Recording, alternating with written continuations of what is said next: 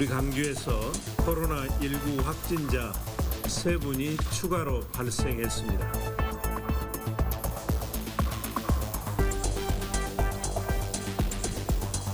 현재 일부 지역을 중심으로 지역사회 전파가 확인되는 상황이라고 판단하고 있습니다.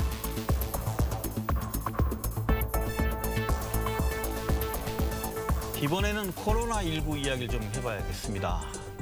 이번 주 감염 경로가 확실치 않은 확진자들이 나오면서 사실상 지역사회 감염이 시작된 거 아니냐는 분석이 많습니다. 새로운 전쟁이 시작됐다라는 표현까지 쓰던데요. 이 문제 이야기 함께 나누실 전문가 한 분을 더 모셨습니다. 전남대학교 병원 김성진 진료처장님 나오셨습니다. 감사합니다. 네, 반갑습니다.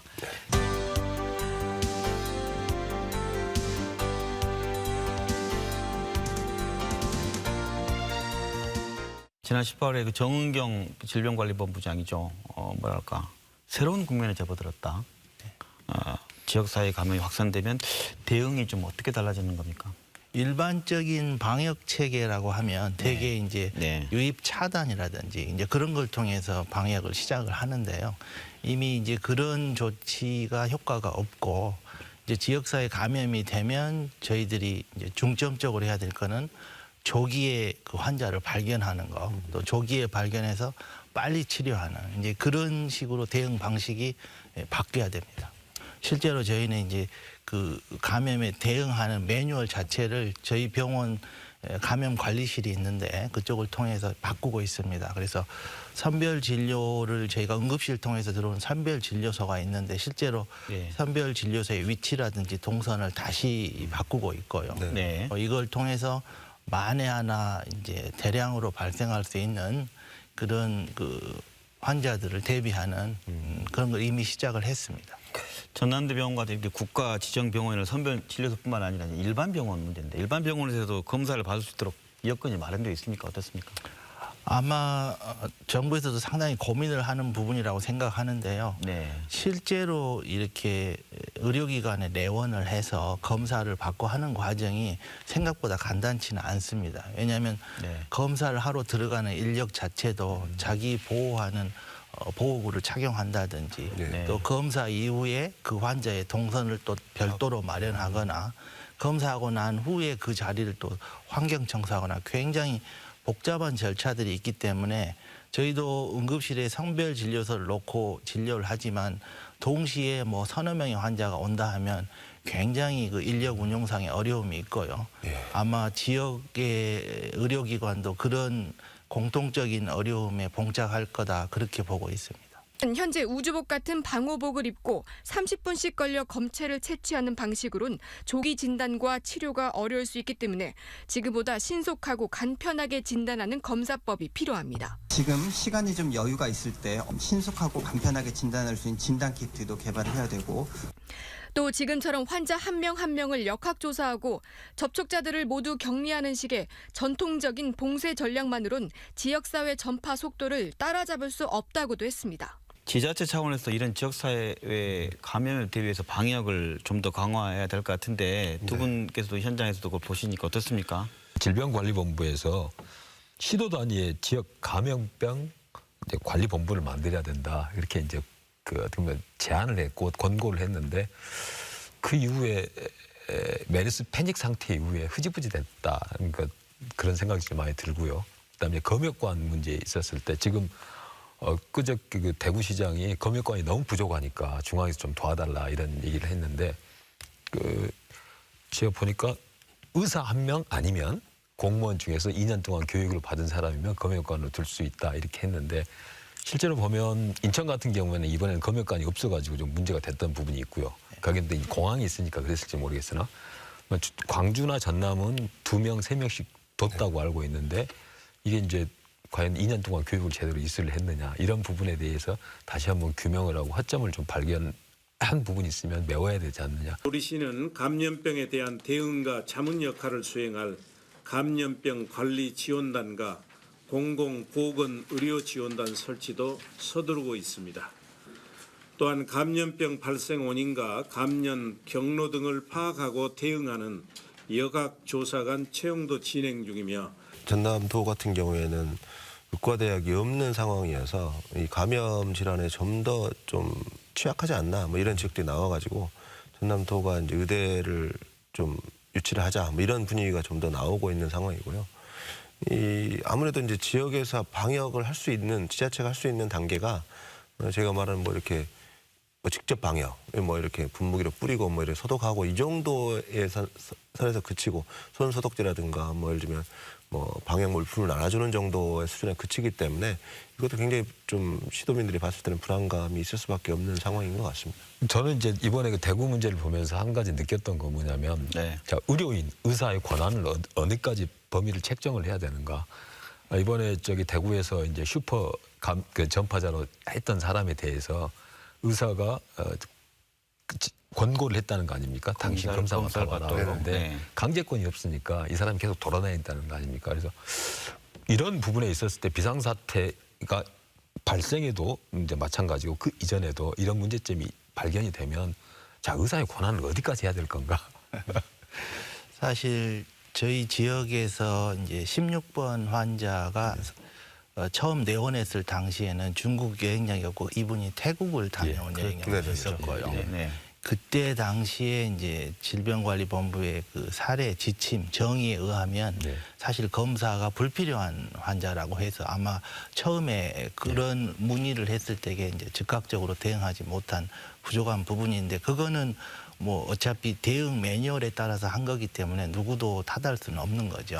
다행히 두 번째 내원했을 때 저희 감염내과 선생님들이 굉장히 선제적으로 이거는 어떻게든 검사를 하자. 그래서 검사를 맡기고 바로 그 환자를 음압격리실로 옮겨놨습니다. 그리고 검사 결과가 새벽에 나왔을 때 우리가 그거 보고 관련한 그 접촉 의료인이라든지 동선을 다 파악을 해서 초기에 굉장히 빨리 그 차단을 했거든요. 그래서 저희 같은 이제 지역 거점 그 공공의료병원인데요. 전남대학교 병원은 국가에서 어떤 지침을 내리기 전이라도 실제 저희들이 갖고 있는 역량으로 그런 대응 지침보다 더 강화된 자체 매뉴얼이 있습니다. 그래서 저희가 할 수 있는 한은 아주 뭐 가장 그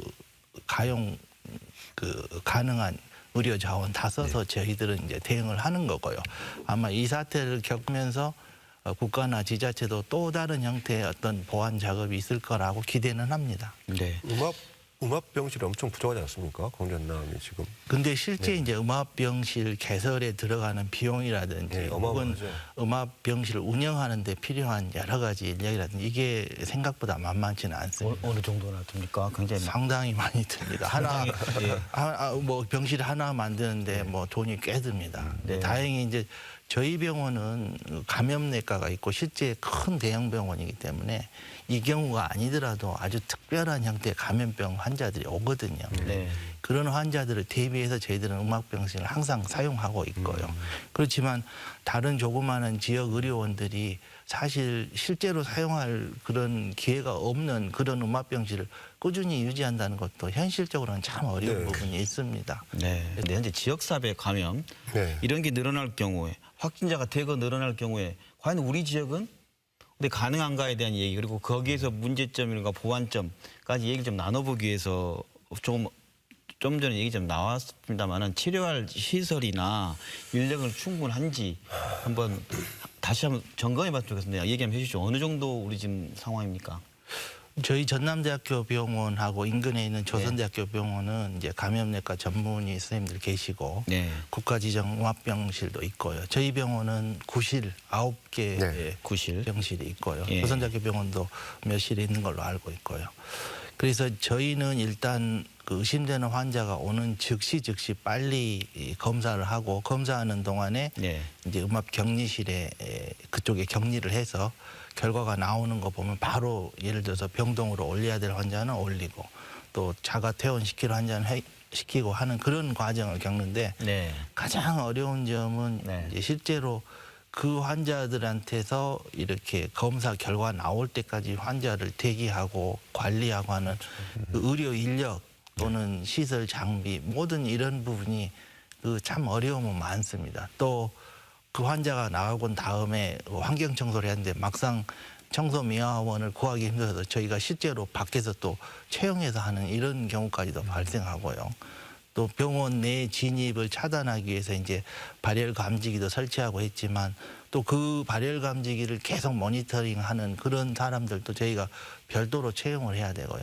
이게 이제 큰 3차 의료기관의 현실인데 아마 지역 의료기관들은 상당히 많은 비용이라든지 이런 걸 지불해야 되고 그런 거에서 오는 부담이란 거는 우리가 생각한 것보다 상당히 심각할 걸로 그렇게 생각합니다. 이렇게 만약에 환자가 타 지역처럼 늘어나게 되면 음압 병실이 아니라 이제 일반 병실에서도 치료할 수밖에 없는 그러니까 중증하고 경증을 좀 나눠서 진료할 수밖에 없는 상황으로 갈 수밖에 없겠네요. 지금 상황. 그래서 이제 방역 대책이 바뀌는 시기가 오는 거죠. 네. 지역사회 감염이라고 우리가 이제 결정이 되면 그때는 조기에 환자를 빨리 찾아내서 네. 빨리 치료하고 내보내는 그런 게 더 중요한 게 되는 거죠. 19번 환자라든가 이런 분들은 거의 뭐 저기 증상이 전혀 없이 그러니까 전혀 없다가 그냥 뭐 음성만 나와서 이렇게 가는 경우도 있고 이를테면 좀 건강하신 분들은 그냥 지나가고 노약자분들은 좀 이렇게 오고 이런다고 하는데 좀 설명을 좀. 지금 이 코로나19 신종 네. 코로나 바이러스 감염증에 대해서는 이제 제한적인 정보들이 있지요. 네. 이렇게 많은 전문가들이 나와서 얘기를 하고 있지만 실제로 저희가 이 병이 다 진행된 이후에나 이게 지나고 보니까 역학적으로 이런 특성이 있었고 증상의 정도는 이런 정도였고 치사율은 어느 정도라고 할 수 있지. 지금처럼 진행하는 단계에서 개별적인 증례를 보고 전체를 파악한다는 것은 참 어려운 일입니다. 네. 이제 지역사회 감염이 시작될 때 제일 문제되는 게 취약계층이거든요. 예를 들면 평소에 호흡기에 문제가 있는 전식 환자라든지 또는 심혈관계 질환이 있는 사람들이 걸렸을 때 이런 합병증은 일반인들이 겪는 것과 또 다른 형태로 가기 때문에 그런 경우에 예를 들어서 치사율이라든지 이런 질병의 경증은 지금 보는 것하고는 조금 양상이 다를 수가 있지요. 그 상당히 어려운 사람을 배려해주는 그런 시민의식 같은 게 지금 가장 중요한 게 아닌가. 특히 병원에 오셔서도 불필요한 방문을 자제한다든지 이래서 정말 치료를 받아야 될 환자들한테 기회가 돌아가게 해야 되는데 사실 그렇지 않은 경우도 지금 참 많거든요. 진단하러 가가지고 또 이번에 보면 대구 같은 경우 응급실이 감염된다라든가 뭐 이런 일이 있지 않습니까? 이런 문제들과 관련해서 뭐 우리가 작은 곳에서 이렇게 외래 부분에 관련해서 장비를 마련해 놓고 할 수 있거나 그러니까 어려우면서 문제가 발생할 여지는 없습니까? 그래서 이제 저희 병원이 지금 선제적으로 선별진료소가 들어가는 동선이 응급실하고 조금 겹쳐 있는 부분이 있어서 아예 선별진료소를 이제 다른 곳으로 이동해서 설치하고 결국 이런 것들은 실제 응급실에 와서 치료받아야 될 중요한 환자들을 놓치게 되면 지역에서는 엄청나게 불행한 일들이 많이 생기거든요. 그래서 그런 것들을 대비하려고 노력하고 있는 거고요. 하여튼 선별진료소 내에 뭐 자체적으로 엑스레이를 찍거나 혹은 그 내부에서 어떻게 검사를 할 수 있다든지 이런 이제 시설적인 측면도 보완을 할 계획이 있습니다. 저는 좀 긴장감을 안 늦췄으면 좋겠다는 생각이 방금 사장님 말씀하셨다시피 지금 그 비상사태에서 여러 가지 인력과 장비가 동원이 되는데 비상사태가 끝나면 이 비상사태에 동원됐던 인력과 장비를 일상적으로 쓸 수는 없는 거 아닙니까? 그렇죠. 예. 그런데 중요한 건 우리가 메르스 사태를 이제 겪고 나서 19대 대선 때 보면 뭐 권역별 감염 전문병 설치, 중앙 감염병 뭐 이렇게 만든다는 거 이런 것들이 공약으로 나오고 추진이 됐는데 제가 알기로는 서울 같은 경우에는 주민들이 반대를 했는 걸로 알고 있고요. 그다음에 그러다 보니까 이게 흐지부지 되니까 국회에서 예산도 깎여 나갔고 지금 이제 가장 빨리 되는 게 조선대학교 병원에 이제 감염병원 이제 추진하고 있는데 그것도 한 번 시기보다 좀 1, 2년 늦춰진 걸로 알고 있고 병상도 50병상에서 30병상으로 떨어진 것 같고 그래서 망각인 것 같다는 생각을 좀 많이 듭니다. 일상적으로 비상사태에 준하는 걸 일상적으로 할 수는 없겠지만 망각을 안 해야지 이게 또 계속 추진될 수 있는데 그런 부분에 대해서 너무 좀 쉽게 빨리 잊어버리는 문제점이 있는 것 같아요. 그런 부분 때문에 실제로 이제 정부에서 여러 가지 대책을 내놓고 어떤 조직을 다시 만들거나 하는 그런 것과 별도로 결국 저희 같은 지역 거점 의료기관들은 저희들은 자체적으로 이런 감염 사태가 있고 나면 저희들이 다시 쭉 그 전부터 이렇게 살펴보면서 우리가 어떤 대응에서 어디가 부족했으면 이 다음번에 어떻게 대응을 할 것인가. 지금 현재 이 코로나 바이러스 관련된 이 시점에도 저희 병원에서는 현재 우리가 초기 대응부터 뭐가 문제였는지 쭉 살펴보고 있거든요. 그래서 이런 노력들이 계속 지속되어야지 앞으로 더 큰 감염병에 대응할 수 있는 그런 역량을 키우는 것이고요. 또 저희 병원 직원들이 뭐 의료진 못지않게 특히 행정 직원이나 지원직, 뭐 보건직 직원들이 지금 굉장히 자기 근무 시간보다 더 초과해가면서 이렇게 경무에 시달리는 분들이 많고 해서 그분들이 참 도와주신 거에 감사를 드리고 있습니다. 근데 이게 지금 거의 한 2년마다 반복이 되는 것 같아요. 네. 지금 제가 보면 이게 뭐 사스도 마찬가지고 네. 메르스, 뭐 신종플루, 그다음에 코로나19 이게 지금 거의 한 2년마다 온다는 거는 이게 상시적으로 가는 건가요? 지금 좀? 이게 이제 이 역학적인 측면에서 바이러스 감염증을 이렇게 보면 참 흥미로운 게 많은데요. 네. 통상 이런 바이러스들이 우리가 듣기로는 새 같은 조류에서 오는 게 있고 네. 돼지 같은 거에서 오는 게 있고 그러죠. 예를 들면 신종플루 같은 경우가 그런데요. 이런 바이러스들이 특정한 유전자 염기 서열이 조금씩 변화합니다. 그거는 이제 다른 종으로 옮겨가면서 숙주가 변화할 때 그 숙주에 적합하도록 유전자 어떤 염기 서열이 바뀌거나 하는데 그 과정에서 독성이 많아지는 부분이 생기거나 혹은 뭐 전파력이 많아지거나 하는 거죠. 예를 들면 신종플루 같은 경우는 한 4일 이내에 뭐 격리 혹은 전파가 가능하다는데 지금 코로나 같은 경우는 뭐 14일까지도 보고 있죠. 이런 것처럼 앞으로 아마 이 바이러스 감염증은 절대 없어지지 않고 계속해서 이런 식으로 나올 겁니다. 그래서 지적하신 대로 이런 상황에 늘 이렇게 상시적으로 대응할 수 있는 아주 효과적인 그런 매뉴얼이 필요하죠. 또 아마 충분히 저희 지자체나 국가에서도 잘 하실 수 있다고 믿습니다. 대학 개강 앞두고 우리 분석가님들 아시다시피 중국인 유학생들이 대거 들어오면서 그렇죠. 우리 따뜻하게 안아야 한다 얘기도 많고 각 대학에서 이 문제에 대해 어떻게 세우고 있는지 얘기 한번 간략히 해주실까요? 지금 이게 중국 유학생이 광주에 2,551명, 전남에 533명이거든요. 그러니까 네. 총 한 3,084명 정도가 되는데. 우리 지역이에요. 근데 지금 입학식이나 졸업식은 이미 뭐 취소 다 했고요. 개학도 2주 연기를 했고, 그다음에 이제 학생들이 지금 오기 시작하니까 이제 전세버스로 해가지고 학교 기숙사에다가 해가지고 이제 14일간 격리를 시키고 있는데.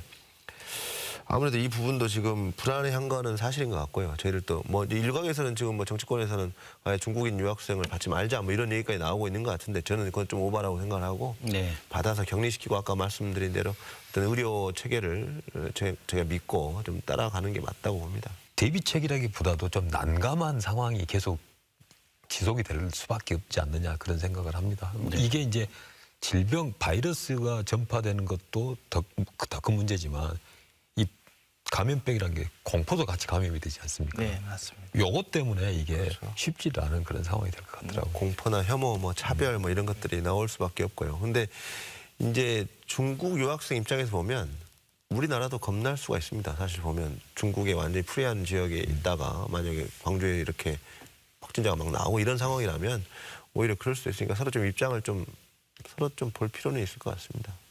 이런 감염병이 발생했을 때 개인 위생이 제일 중요하지만 성숙한 시민의식이라는 말씀을 드렸는데요. 첫째는 정확한 정보가 필요합니다. 그래서 정확한 정보가 있으면 소위 이제 불필요한 오해라든지 혐오라든지 비이성적인 행동을 하지 않을 건데요. 그런 정확한 정보는 결국 권위 있는 기관에서 이렇게 발표를 하는 게 맞고요. 지금 중국 유학생 같은 경우는 현재의 기준으로 보면 자가격리 14일을 통해서 특별한 증상이 발현하지 않는 경우라면 우리 사회에서 같이 지내는데 문제는 없거든요. 그래서 그런 부분을 이제 성숙한 시민의식에서 조금 답을 찾아야 되지 않을까 생각합니다. 감염에 대한 불안도 크지만 경제의 고통 크지 않습니까? 이 문제에 대해 지자체에서 어떤 대책을 마련하고 있습니까? 뭐 중소기업이나 소상공인에 대한 뭐 대출 금리, 뭐 대출 뭐 확대 이런 부분들은 나오고 있는데 아직까지 이게 지금 이제 관광업이라든가 지금 뭐 여행업 그다음에 뭐 도소매업, 그다음에 음식업 이런 것들이 굉장히 큰 타격을 받고 있는 건데 아직 이게 직접적인 혜택은 아직 안 나오고 있습니다. 그러니까 그러다 보니까 지금 뭐 어제 문재인 대통령도 굉장히 이 부분에 대해서 강조를 했는데 지금 이 상황이 만약에 조금 더 지속이 된다 그런다 한다면 뭐 세금 혜택이나 뭐 이런 것보다는 조금 더 직접적인 혜택들이 좀 있어야 되지 않겠느냐. 그렇죠. 이런 생각들을 좀 해봅니다. 지금 단계는 아닌데 조금 더 이 상황이 지속이 되다 보면 정말 건강한 기업도 지금 제가 봤을 때는 굉장히 위태로울 가능성이 굉장히 높아서 그렇죠. 네, 뭐 항공업계는 뭐 지금 보니까 3천억 정도 지원을 해준다고 얘기가 나오고 있는 것 같은데 네. 그렇게 본다면 지금 현재 지역에 있는 중소상공인들 그다음에 진짜 소규모 업체들에 대한 지원이 좀 확실한 눈에 보이는 성과들로 보이는 것들을 좀 지원했으면 좋겠습니다. 좀 경제가 나아질 수도 있었지만 지역사회 감염은 또다시 더 악화될 상황이 되잖아요. 지금 뭐 1%까지 이제 뭐 경제 성장률을 낮추고 뭐 그러는데 이게 이제 차장님 잘 아시겠지만 이런 감염병들이 생기면 체력이 떨어진 사람한테 가장 위험하지만 마찬가지로 경제적인 체력이 가장 떨어지는 사람들이 가장 위험하거든요. 네. 그러니까 이제 뭐 고용 없는 자영업자들은 혼자 치킨집이라든지 이런 사람들 이게 아마 이제 조만간은 이런 부분에 이 사람들의 부분에 대해 세제 지원이라든지 직접 지원 방안 이런 부분에 대해서는 지금이라도 좀 고민을 좀 많이 해야 될 것 같다는 생각이 듭니다. 네. 말씀하신 항공사에 한 뭐 3천억 지원 얘기했지만 바로 그 바로 밑에 있는 밑에 있는 체력이 가장 떨어지는 경제계층에게 체감될 수 있는 뭔가 눈 녹듯이 들어오는 게 필요할 것 같아요. 그 상황은. 조금 눈치 안 봐도 될 것 같습니다. 제가 봤을 때 이런 사태라면 지금 막 거의 저희 이웃들인데 거의 대부분 저희하고 같이 사시는 분들인데 좀 눈치 안 보고 직접적인 지원해도 된다고 저는 생각을 합니다. 이 지역사회 감염에 대한 공포가 또 지역민들 또다시 또 이제 자극하고 있는 상황이고 해서 시민들 각자가 좀 주의해야 될 이전과 좀 달라질 것이 있는지 어떻게 좀 얘기해 주실 수 있을까요? 현재 나와 있는 이제 예방 지침 준수하시는 게 중요하죠. 네. 제일 중요한 게 이제 손 잘 씻는 거, 그다음에 네. 이제 마스크 착용하는 거, 그다음에 기침을 하게 될 때 우리가 기침 예절이라고 그래서 이제 가리고 하는 거라든지 뭐 이런 것들이 이제 기본적인 거고요. 실은 이제 이런 이제 지역사회 감염이 의심될 때는 사실 이제 조금 사람이 많은 곳에 가시라 하기는 좀 어렵죠. 그런데 또 사람이 많은 곳을 피하다 보면 또 필수적으로 이 경제 활동에 안 좋은 영향을 준 경우가 생기거든요. 예, 그래서 이제 불필요한 이런 그 집회라든지 또 실제로 병문안 같은 것도 상당히 자제하셔야 됩니다. 네. 이런 것들이 지금은 가장 중요한 때가 아닌가 생각합니다.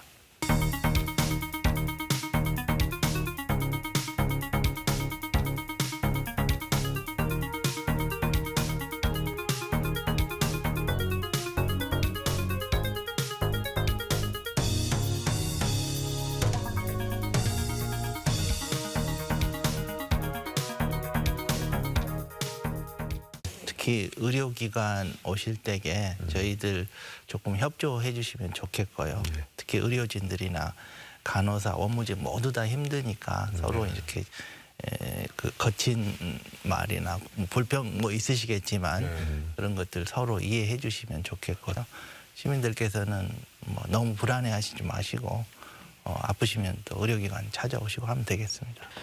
네, 오늘 말씀 고맙습니다. 지역사회 전파가 더 심각해지지 않는 그리고 잘 극복되는 한 주 한 주가 됐으면 바람입니다. 김낙곤의 시사본색 오늘 방송 여기서 마칩니다. 시청해 주셔서 고맙습니다.